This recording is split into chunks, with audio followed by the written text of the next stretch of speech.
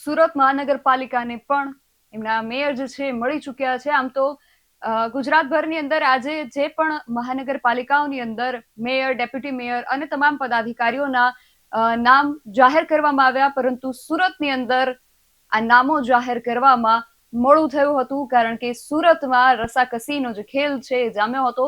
અને સિવાય પણ ઘણા બધા રાજકીય ડ્રામા વચ્ચે સુરતના મેયરનું નામ જાહેર કરવામાં આવ્યું છે. આપણે આ વિશે વધુ વિગતો આજે મેળવવી છે આ અહેવાલમાં. જય હિન્દ BSI ન્યૂઝ પર આપની સાથે હું છું નિધિ ગઢવી.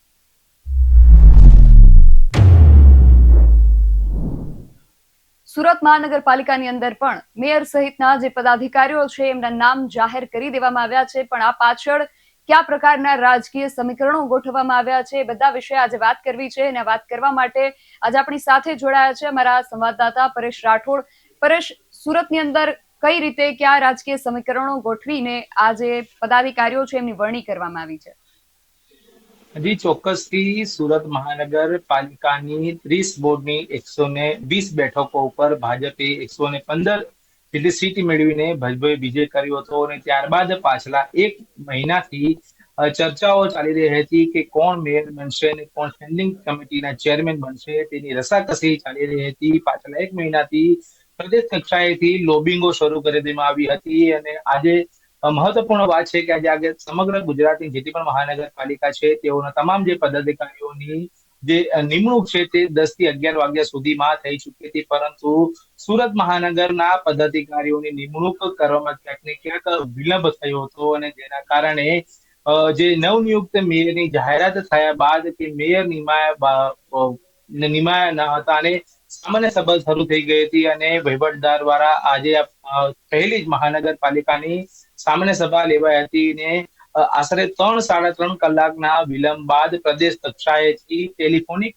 માધ્યમ દ્વારા મેયર સહિતના 5 પદાધિકારીઓના નામોની જાહેરાત કરવામાં આવી હતી. જેમાં વાત કરવા જઈએ તો પાટીદાર સમાજમાંથી આવતા માયાબેન માવાણીને મેયર તરીકેની જવાબદારી જે છે તે સોંપવામાં આવી છે. ત્યારે બીજી તરફ વાત કરવા જઈએ તો ડેપ્યુટી મેયર તરીકે જે સુધાકર ચૌધરી છે તેઓને નામોની જાહેરાત થઈ છે. ત્યારે મહત્વની વાત એ પણ છે કે ગત ટર્મમાં સ્ટેન્ડિંગ કમિટી ચેરમેન રહી ચૂકેલા રાજન પટેલને ફરી વખત રિપીટ કરાયા છે.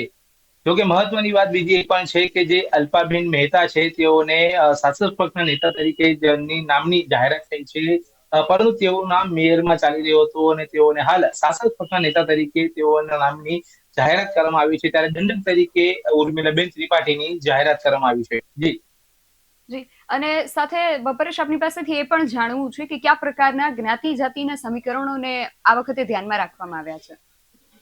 જે ચોક્કસથી કહી શકાય કે આ વખતે જે મહાનગરપાલિકાના મેયરનું પદ છે તે મહિલા અનામત હતું. અને જેના કારણે કહી શકાય કે જે પાટીદાર જે સમાજના લોકો જે સુરતમાં વસવાટ કરે છે, સૌરાષ્ટ્રવાસીઓ જે વસવાટ કરે છે, અને તેમને ધ્યાને રાખીને પાટીદાર સમાજમાંથી આવતા જે માયાબેન માવાણી છે તેઓને મેયર પદ તરીકેની જવાબદારી હાલ સોંપવામાં આવી છે. ત્યારે બીજી મહત્વનું પદ જે સ્ટેન્ડિંગ કમિટીનું જે પદ છે તે મૂળ સુરતી અને ગત ટર્મમાં પણ સ્ટેન્ડિંગ કમિટીના ચેરમેન રહી ચૂકેલા રાજન પટેલને ફરી એક વખત રિપીટ કરાયા છે. જી જી, અને ખાસ આ જે સુરતની મહાનગરપાલિકા છે એટલે કહી શકાય કે નાયબ મુખ્યમંત્રી હર્ષ સંઘવી અને CR પાટીલનો ગઢ ગણાય છે. એટલે નામો જાહેર કરવામાં પણ વિલંબ થયો હતો. એટલે અને જ્યારે નામ જાહેર થયા ત્યારે બાકીની જે મહાનગરપાલિકાઓ હતી એની અંદર તો ભારતીય જનતા પાર્ટીએ જે પરંપરાગત કવર પદ્ધતિ છે, એ કવરની જે પ્રથા હતી એને જગ્યાએ આ વખતે ઈમેલ દ્વારા નામો જાહેર કરવામાં આવ્યા હતા. પરંતુ સુરતની અંદર એમાં પણ કંઈક અલગ જોવા મળ્યું કે સીધો પ્રદેશમાંથી પ્રશાંત કોરટનો ફોન આવે છે અને ફોન ઉપર જ નામોની જાહેરાત કરવામાં આવે છે. એ શું હતી ઘટના? જે ચોક્કસથી સુરત મહાનગરપાલિકાની ચૂંટણી જ્યારથી શરૂ થઈ હતી ત્યારથી જ સુરત મહાનગરપાલિકા સમગ્ર રાજ્યમાં ચર્ચાનો વિષય બની હતી. કારણ કે જ્યારે ગત વખતની વાત કરવા જઈએ તો મહાનગરપાલિકાની ચૂંટણીમાં આમ આદમી પાર્ટીની 27 જેટલી સીટો આવી હતી. અને ગુજરાતમાં કોઈ પણ જગ્યાએ આટલી સીટો મહાનગરપાલિકામાં આમ આદમી પાર્ટીની નથી આવી. અને તેને આ વખતે વિપક્ષ એવું સુરત મહાનગરપાલિકામાં કશું છે જ નહીં. 115 જેટલી સીટો પર ભાજપે વિજય મેળવ્યો છે. અને કહી શકાય કે જે જ્યારથી જ મહાનગરપાલિકાની ચૂંટણી પૂર્ણ થઈ છે અને ભાજપે વિજય મેળવ્યો ત્યારબાદ જે આજે 5 જે પદો છે તેઓના જે નેતાઓના માન્યતાઓના નામોની લોબિંગ શરૂ થઈ ગઈ હતી અને આ પોતાના માન્યતા નેતાઓને પદ પર લાવવા માટેના જે ચર્ચાઓ છે તે શરૂ થઈ ગઈ હતી અને કહી શકાય કે આ વખતે પ્રદેશ કાર્યાલયથી ટેલિફોનિક માધ્યમથી આ પ્રકારે જાહેરાત કરવામાં આવી છે. એટલે કહી શકાય કે મહાનગરપાલિકા આ વખતે વિરોધ પક્ષ વગર જ મહાનગરપાલિકાનો કાર્યકાળ ચાલશે. જી જી પરેશ, આટલી માહિતી સાથે આપ અમારી સાથે જોડાયા તે બદલ આપનો ખૂબ આભાર.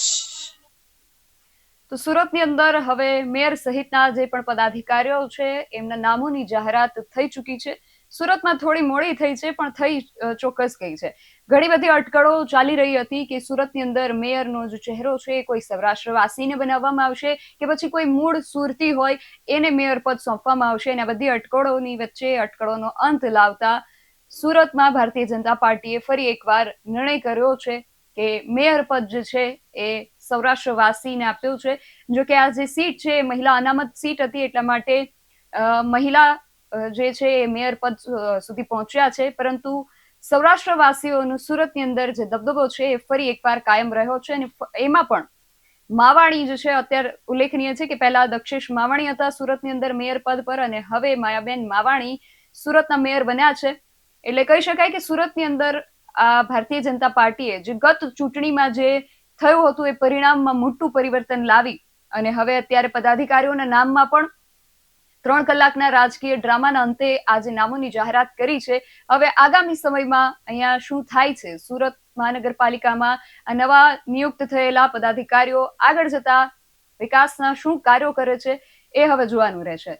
તમારું આ સમગ્ર વિષયને લઈને શું મત છે અમને કમેન્ટ કરીને ચોક્કસથી જણાવજો. આવા જ વધુ અહેવાલો સાથે મળતા રહીશું. તમે મારી યુટ્યુબ ચેનલને સબસ્ક્રાઇબ કરવાનું અને અમને ફેસબુક અને ઇન્સ્ટાગ્રામ પર ફોલો કરવાનું ભૂલશો નહીં. બાકી અવનવી અપડેટ્સ માટે આપ જોતા રહો BS9 TV ન્યૂઝ. નમસ્કાર.